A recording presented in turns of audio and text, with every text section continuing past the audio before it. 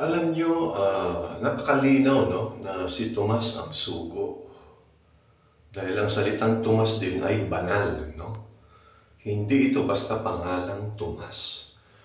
Ang salitang Tomas or Taom or Toma sa wikang Hebrew or Aramaic ay kakambal ni Kristo 'no.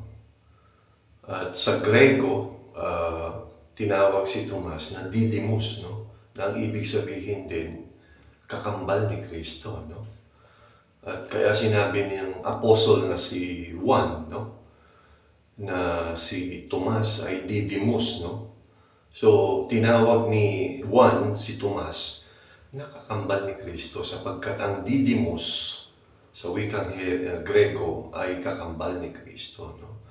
So, nanggaling na mismo sa bunganga ni Juan, no? Na si Tomas ay kakambal at pangalawang pagparito ni Kristo, no?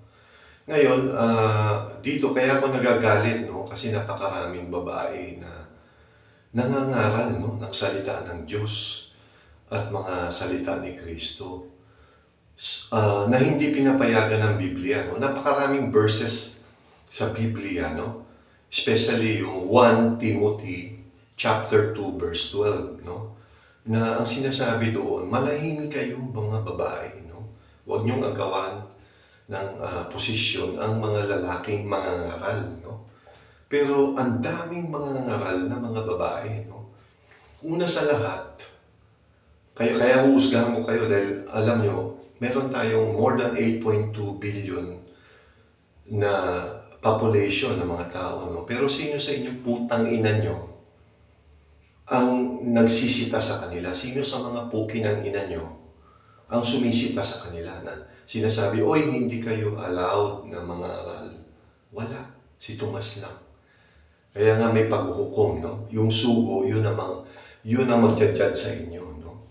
Ngayon, kayo mga babae, alam mo, wala talaga kayong karapatan mangaral ng salita ng Diyos. Kasi kayo ang unang makasalanan. Si Adan hindi naman nagkasala eh. Kayong puki ng ina nyo, kayo ang nag-udyok kay Adan, no? Na magkasala dahil putang ina nyo. Tapos mangangaral kayo ng salita ng Diyos. Alam mo lahat ng kasalanan sa mundo dahil sa putang inang babae. Bakit ba nagsiselos, nagpapatayan dahil sa putang ina nyo babae kayo? Kaya pag upo ni Tomas puki ng ina nyo, hindi na kayo papayagang maging babae. Walang magiging babae.